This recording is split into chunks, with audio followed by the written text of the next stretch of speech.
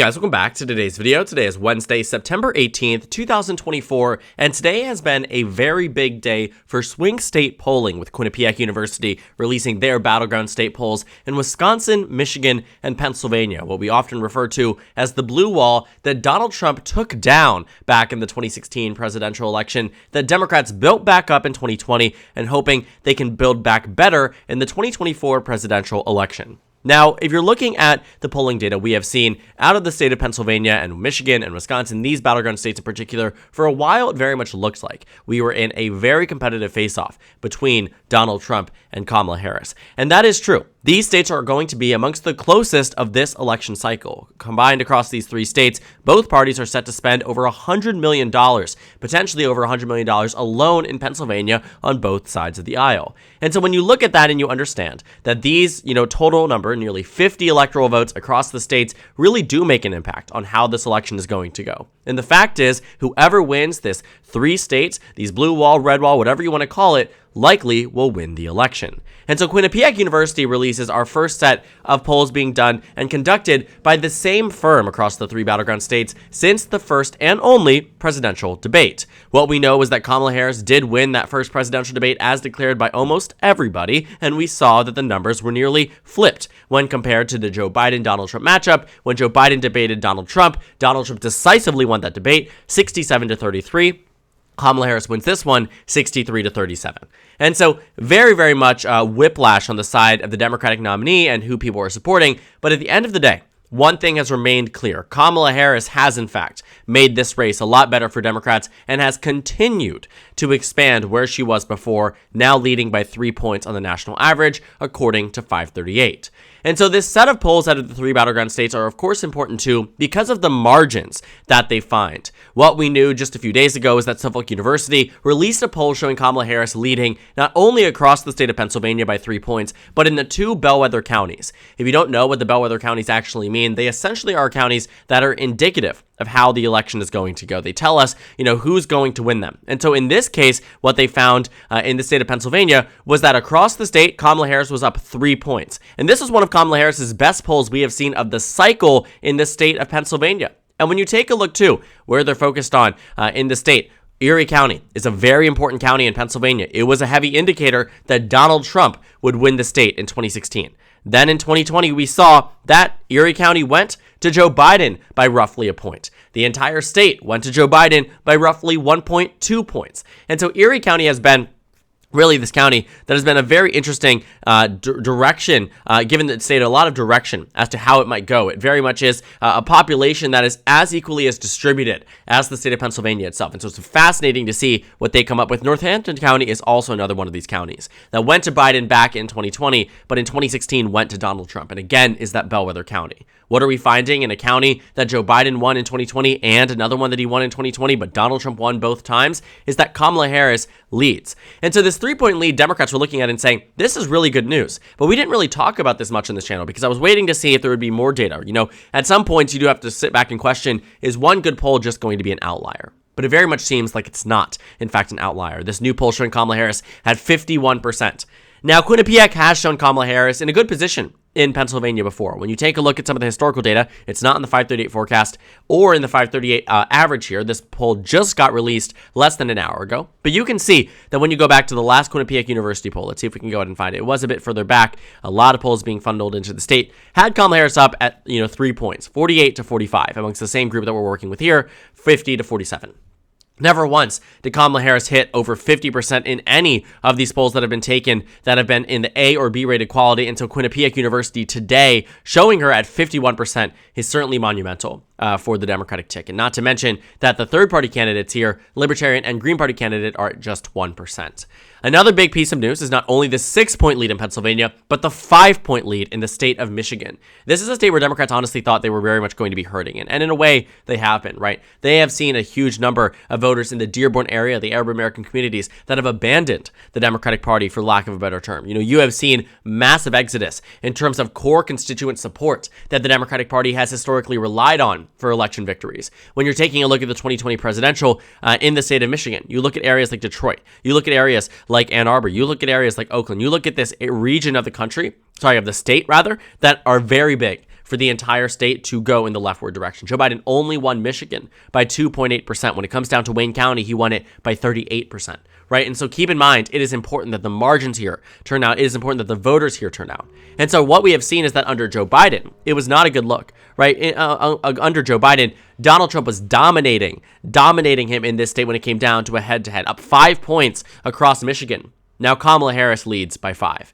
And Jill Stein, the Green Party candidate who has largely been seen as this alternative for Democratic voters that don't want to vote Democrat in this election specific to Michigan, she's only at 2%, showing that threat that has been, in the minds of the back of the minds of many Democrats may not be as large as we otherwise think. And now I get it. Quinnipiac University is just one poll. And so again, I want to go ahead and continue to see more data points. But one thing has been consistent, and we've talked about this since that debate.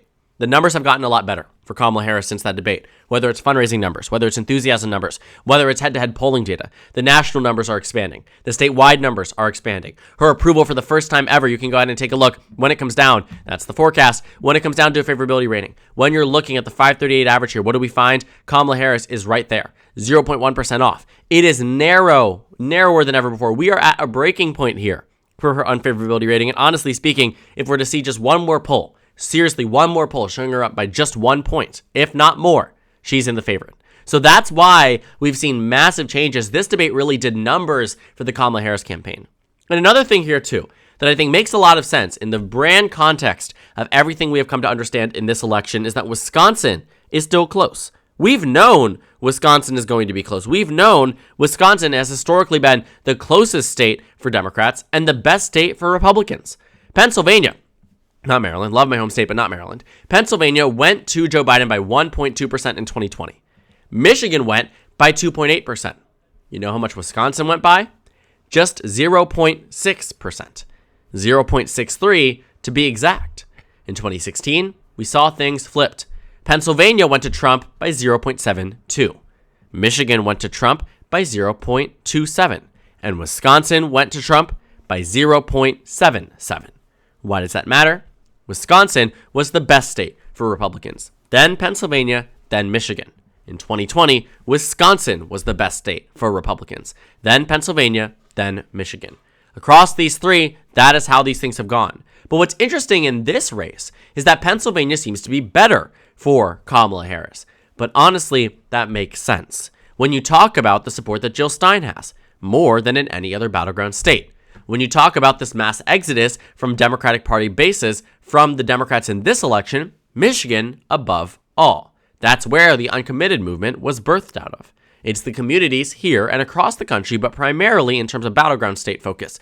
Michigan is where you see a huge grouping of Arab American voters that have historically been very pro voting for the Democratic Party that are not voting that way or may not be. I mean, this is still something that is up in the air for a lot of voters now that Joe Biden is off the ticket.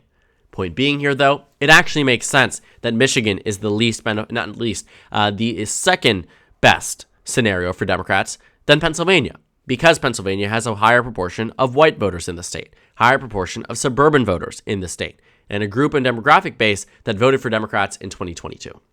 And so what I think we can look for moving forward when it comes down to these battleground states is seeing, are these numbers that we're seeing in Pennsylvania, Michigan, and Wisconsin reflective of what we might start to see in Georgia, in Arizona, in Nevada, in North Carolina? And the chances are right now that very well might be the case, right? Kamala Harris leads in Michigan, but you want to know also where she leads too when you're taking a look. Well, North Carolina just flipped over, but she led for a little bit. We saw her in the advantage in the state of North Carolina. When it comes down to Georgia, a new poll yesterday showed Donald Trump ahead by just 1 point. He is leading by 0.7, right? These are all within reach. When you look in Nevada, Kamala Harris maintains a point of a lead of 1 point. And in Arizona, Donald Trump maintains an advantage of 0.3%. And so as she starts to expand in the Rust Belt, it is only, reasonable to conclude that she might start to expand elsewhere. And that comes with a change in favorability. That comes with a strong debate performance. And it isn't just one poll. Suffolk University opened up this pathway here to explore Pennsylvania with more high-quality polls. Republican polls have been flooding the Pennsylvania average. When you take a look at the data points out of Pennsylvania, you can find that most of these reputable pollsters, if not all of them, say that Kamala Harris is in the advantage. Right? When you're taking a look, Morning Consult, good poll, Kamala Harris leads by 3. Suffolk University, one of the best in the state, Kamala Harris leads by 3. But then immediately, Insider Advantage, which is often sponsored by and for Republicans, Trump leads by 1. Redfield and Wilton Strategies, historically a Republican firm, Trump and Harris are even, right? And then there is one poll here, coefficient, that showed Trump ahead by 2. And CBS News and YouGov showing it a tie. But in terms of these post-debate polls, Harris plus 3, even. Harris plus 3, Trump plus 1, now Harris plus 6. One of those is clearly an outlier, and more, likely it is due to that Republican affiliation that it holds near and dear to its polling firm. And so when you're looking at these battleground states, what this visually shows us is that if this was to be the actual map here, Pennsylvania would be likely blue, not lean, not tilt, likely blue. Michigan would be lean blue, and Wisconsin would be lean blue as well. But what this would actually look like if these states are going this way, if they're voting in the way and the margins that are being expressed through this Quinnipiac University poll, Democrats are probably winning almost every other battleground state as well, right? These are margins that expand off the 2020 election, sometimes by massive amounts. That would be a 5-point shift in Pennsylvania, a 2.5-point shift in Michigan, a half-point shift in Wisconsin. And when you're looking at states like Georgia, states like North Carolina, that would put a lot of these other states in play, if not in the Kamala Harris category.